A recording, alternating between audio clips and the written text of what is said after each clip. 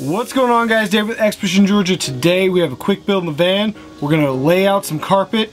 I don't know what I'm doing, so we're going to learn together. Let's get to it. One of the things I'm not going to do is follow the advice that people who are living full-time in their vans have given me, which is drill holes in the floor to prevent moisture. For me, it's a weekend thing. We're not going to live in it, so that's not a huge concern. Also, I don't want to weaken the structure of the actual floor because we're still going to use this for van stuff. First thing we're going to do is we got to take the old storage out. We're going to be replacing that soon anyway. It just didn't really work. So we're going to remove the old storage, lay out the carpet, cut it to size, see how we're doing, and then we'll go from there and see what happens.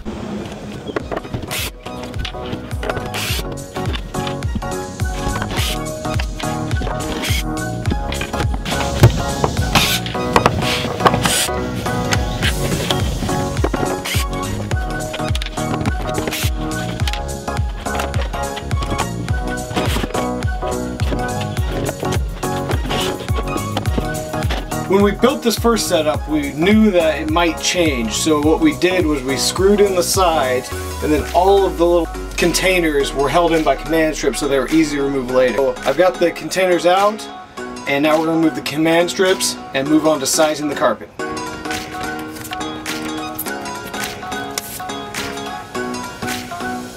So now that we've got everything cleared out of the way, let's talk materials. I went over to Home Depot and got a marine grade carpet. They only sell it in 12-foot lengths, and I got 8 feet of it. So I have 12 by 8, even though I only need really 8 by 7. So we'll be doing some cutting and having some left over. I also got a sharp utility knife because mine's broken. It also comes with 3 blades, which I may need, and a carpet adhesive tape, which they recommended for easy removal later. So let's get to it.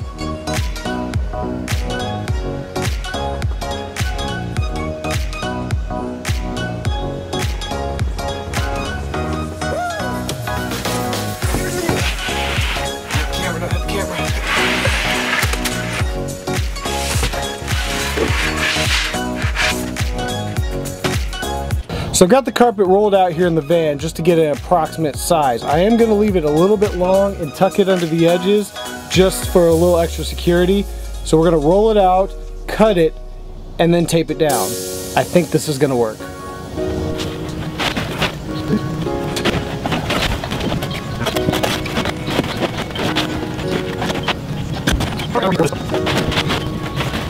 One thing I'd like to be able to do is stuff it down on that edge right there into the corners, fill the gap, give it really tight, and then I can tape it and pull it tight all the way across and then tuck it in on the other side. And if I have to use some staples or something like that underneath, we'll do that, but we'll get there when we get there. So there's one spot I was having trouble with right there. It won't quite go up or go down. The reason is that's where the wheel wells are. I looked underneath and that's the problem. So I'm gonna have to figure out a plan for that, but we're gonna make this work. All right, guys, so we've reached a point where it just makes more sense to pull the plywood out, carpet it, and then throw it back in. I think it'll make nicer, cleaner lines. So we're gonna pull the piece out, pull the 2 sections of plywood out. They're just screwed down. We planned for this to be able to do this, and carpet it there, and then put it back in. I think that'll be easier. And we'll do it in 2 pieces as well, which will also be easier. So here we go. Oh man, hit the camera.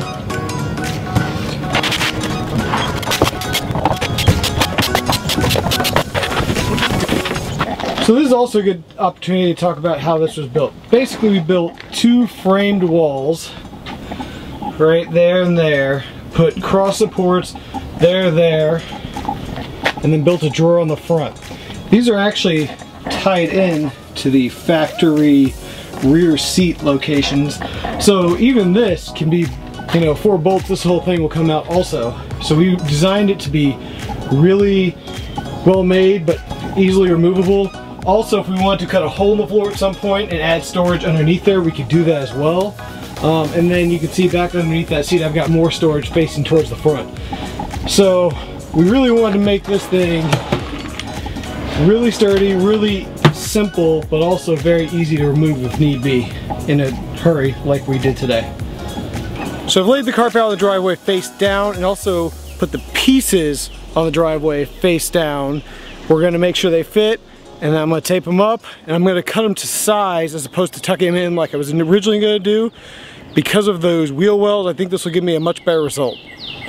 Alright, so I've got the double-sided tape installed on one of the panels. Unfortunately, I quickly realized that I'm not gonna have enough double-sided tape to do the whole thing. Fortunately, I've got my stapler.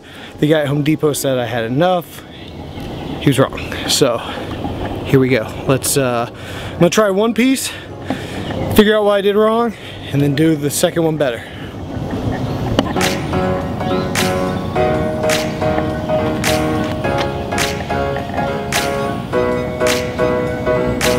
Alright guys, so far so good. Got one side in, had a few snags, literal snags. You can't drill through the carpet because it pulls threads. So I'll show you what that looks like. But other than that, went in pretty smooth.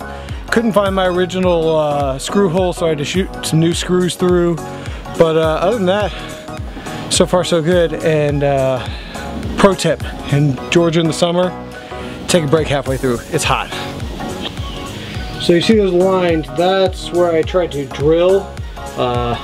It just took carpet with it, so I think I'm gonna go back with a black Sharpie and fill those lines in. It might help a little bit, but all in all, it turned out pretty good. Sits really flush and tight in there, and for a non-professional, I'm pretty happy with it. Alright guys, so I did the first one, now I'm gonna show you how to do the second one. The first step, we're gonna lay down the adhesive on the top side of the piece of plywood.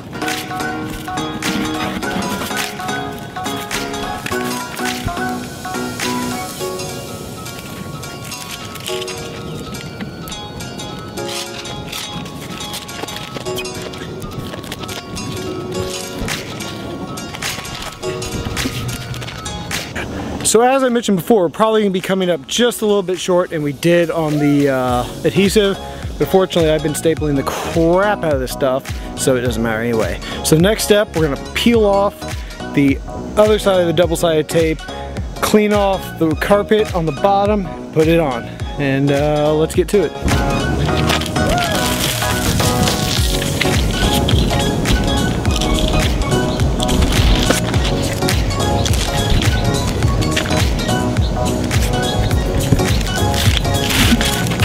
One thing you want to do is you want to roll it over right to where you think you'll have enough room. This way you can kick it as you go forward and get all the slack out of your carpet. You want to get it nice and tight, and I like to just get up here, hold it up like this, and just kick the slack out. Seems to work pretty well. You could also do the same thing with your hand. I'm going to start a second channel called David's Carpet. Probably not.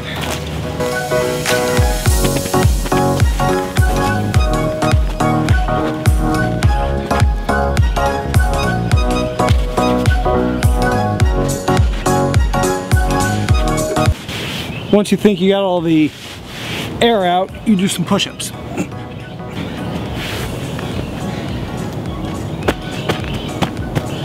Alright, next I'm going to go all the way around here and staple the bejesus out of this. So let's get to it.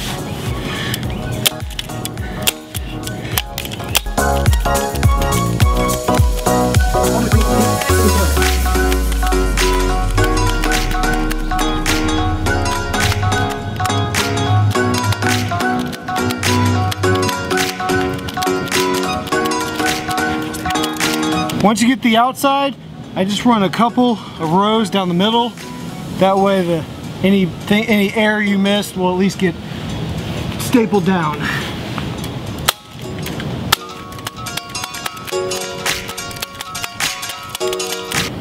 So now we're gonna flip the board over, cut off the excess, trim it out, and then it's ready to go back in.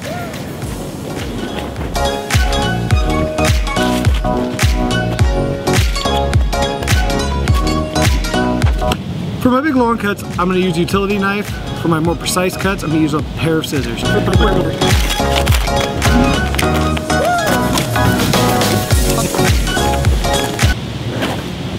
Whew. Alright, so we're getting in the home stretch here. So all I have to do is take the carpet, roll it over, install it, and it'll be done. I tried to fix my mistake with the Sharpie. I think it just stands out more now. So plan C, just because I hate how it looks, is gonna be I'm gonna get a small welcome mat and we're gonna hide it because that's what we do. So on the corner, you're gonna have to cut angles to make it fit properly. So make some cuts, see where it goes, staple it down. It's really a big nip tuck thing going on. And you will run out of staples, I will here shortly.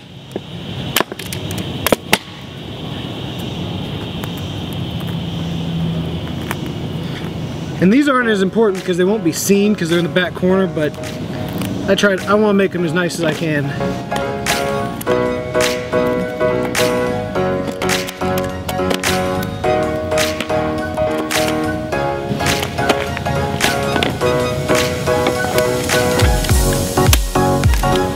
Oh, ass staple.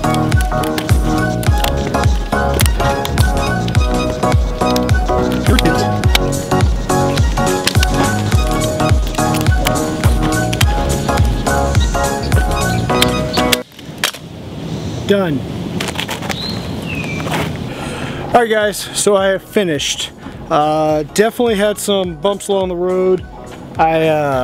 One thing I had a problem with was I actually pushed that one too far forward, and then this one didn't line up. But the cool thing about that was it created a gap in between, so now I have some airflow, so that takes care of the whole drilling holes in the floor thing. Maybe it'll at least mitigate it a little bit, so we will have some airflow in between the floorboards. So that's cool. Also, don't ever try to take screws out of carpet because it rips lots of threads, so don't do that. There's one last thing I did real quick since I was in the zone. I went ahead and did the front of the drawer. So now it not only looks better, it actually locks in pretty tight now. So I figured since I was already doing it, go ahead and do the same thing. Didn't use any adhesive, just stapled the crap out of it.